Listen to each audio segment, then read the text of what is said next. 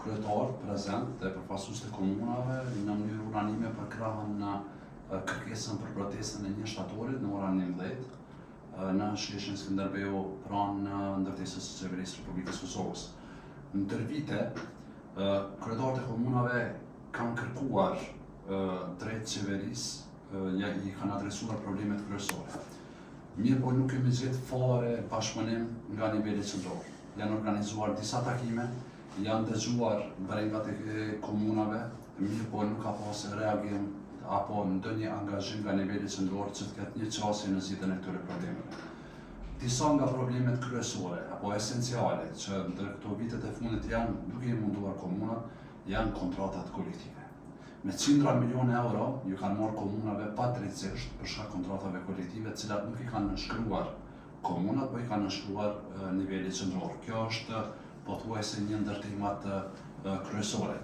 Problemi tjetër është Qeveria e Republikës Kosovës, përkatësisht Ministria e Financave, nuk e ka zbatuar aktgjykimin e gjykatës kushtetuese, ku ky aktgjykim e ka obliguar Qeverinë e Republikës Kosovës, institucionet qendrore, që ta ndryshojnë nenën sa i përket ligjit të pagave që merret me zyrtar publik dhe norma e përvojës punës mos llogaritet me 0.25%, po me 0.5%. Dhe niveli qendror nuk e ka bërë këtë kompenzim nga marsi i vitit 2023, vitin 2024 dhe vitin 2025, dhe si shkak i kësaj negligjence nga niveli qendror, komunat do të psojnë duke ja marrë rreth 60 milion euro. Do thonë, qindra milion euro janë te kontrata kolektive, rreth 60 milion euro është shuma e vlerësuar e cila do t'i mirret komunave për shkak se niveli qendror nuk e ka zbatuar këtë aktgjykim të gjykatës kushtetuese, nuk janë kompenzuar buqet, fermerët, qytetarët nga vështrimet. Dhe kjo është duke vazhduar ndër vite.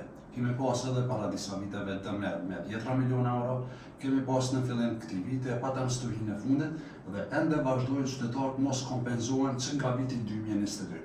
Do thonë fermerët, buqet, qytetarët, bizneset familjare, infrastruktura lokale.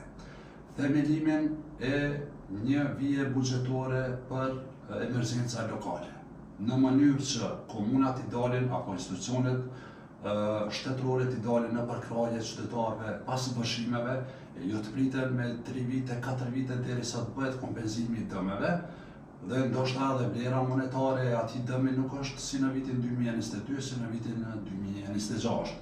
Dhe një vendosje e rregullt e bashkëpunimit nivelit lokal, nivelit qendror në adresimin e çështjeve, problemeve që kanë të bëjnë me komunat e Republikës Kosovës, jo që vendimet mirën në mënyrë arbitrare nga niveli qendror pa konsulta me komunat e Republikës Kosovës. Këto janë vetëm disa nga problemet të cilat komunat e Kosovës janë munduar që përmes dialogut me nivelin qendror t'i adresojnë dhe këto shqetësime të gjejnë përkrahje nga niveli qendror në zgjidhjen e këtyre problemeve, mirë po ky dialog ka munguar nga niveli qendror, bashkëpunimi nga niveli qendror ka qenë minimal dhe për këtë arsye komunat kanë vendosur që me 1 shtator të kenë protestë. Ministri Murati do të ishte shumë më mirë që të kishte bashkëpunim me nivelin lokal të qëndrueshëm, korrekt dhe t'i përkrahë komunat në zgjidhjen e problemeve të cilat janë kërkuar që nga viti 2022.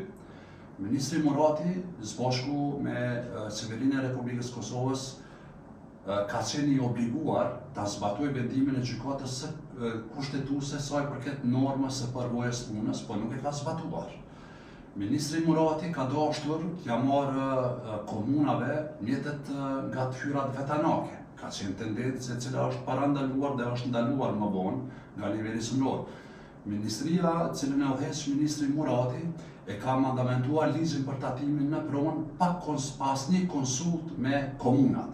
Bashkëpunimi i kryetarëve, shumicës e kryetarëve me ministrin Murati ka qenë zero, ku kryetarët e komunave i kanë bërë kërkesa përmes emailit, përmes telefonatave të ndryshme, përmes SMS-ave dhe ministri Murati nuk ka gjetë gatishmëri që t'i takojë kryetarët e komunave.